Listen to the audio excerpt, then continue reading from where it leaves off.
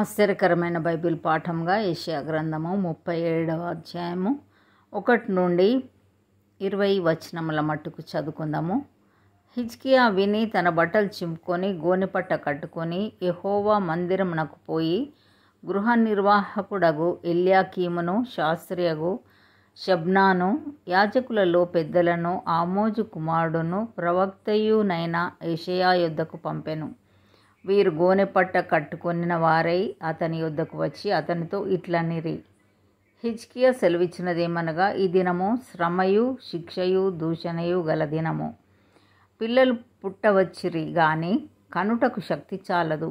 జీవం గల దేవుని దూషించుటకై అష్షూరు రాజైన తన యజమానుని చేత పంపబడిన రబ్షాకే పలికిన మాటలు, నీ దేవుడైన యెహోవా ఒకవేళ ఆలకించి నీ దేవుడైన యెహోవాకు వినబడియున్న ఆ మాటలను బట్టి ఆయన అష్షూరు రాజును గద్దించునేమో.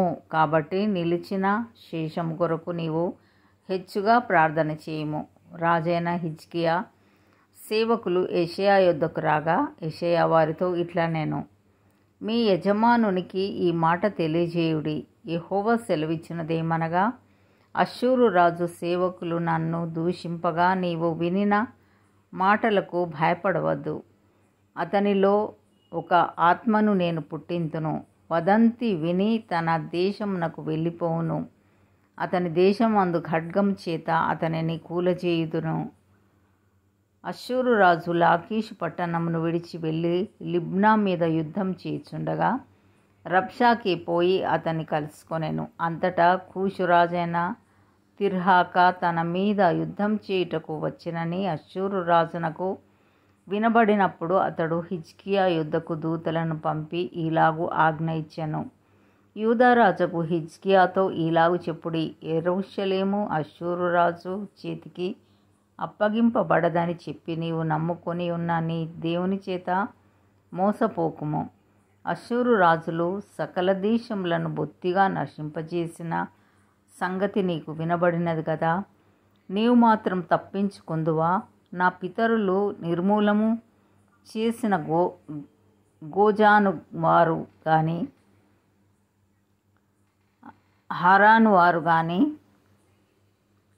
రెజెపులు కానీ తెలశ్శారులో నుండిన ఏదెనీయులు కానీ తమ దేవతల సహాయం వలన తప్పించుకొనిరా. హమాతు రాజు ఏమాయను, అర్బాదు రాజును, సెపర్వయీము, హేన, ఇవ్వా అను పట్టణముల రాజులను ఏమైరి అని వ్రాసిరి. హిజ్కియా దూతల చేతిలో నుండి ఆ ఉత్తరము తీసుకుని చదివి యెహోవా మందిరంలోనికి పోయి యెహోవా సన్నిధిని దాని విప్పి పరచి యెహోవా సన్నిధిని ఇట్లని ప్రార్థన చేశాను, యెహోవా, కెరూబుల మధ్యను నివసించుచున్న ఇశ్రాయేలీయుల దేవా, భూమ్యాకాశములను కలగజేసిన అద్వితీయ దేవా, నీవు లోకమందున్న సకల రాజ్యములకు దేవుడవై ఉన్నావు. సైన్యములకు అధిపతివగు యెహోవా, చెవియొగ్గి ఆలకించుము. యెహోవా, కన్నులు తెరచి దృష్టించుము. జీవం గల దేవుడనైన నిన్ను దూషించుటకై సన్హరీబు పంపిన వాని మాటలను చెవినిబెట్టుము.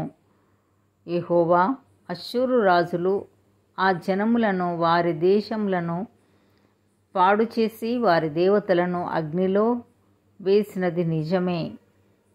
ఆ రాజ్యముల దేవతలు నిజమైన దేవుడు కాక మనుషుల చేత చేయబడిన కర్రలు రాళ్ళు గాని దేవతలు కావు గనుక వారు వారిని నిర్మూలం చేసిరి.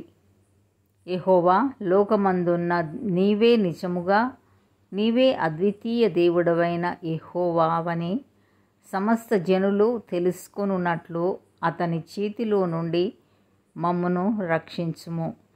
ఇంతటితో ఈ దినం కొరకైన బైబిల్ పాఠము సరి.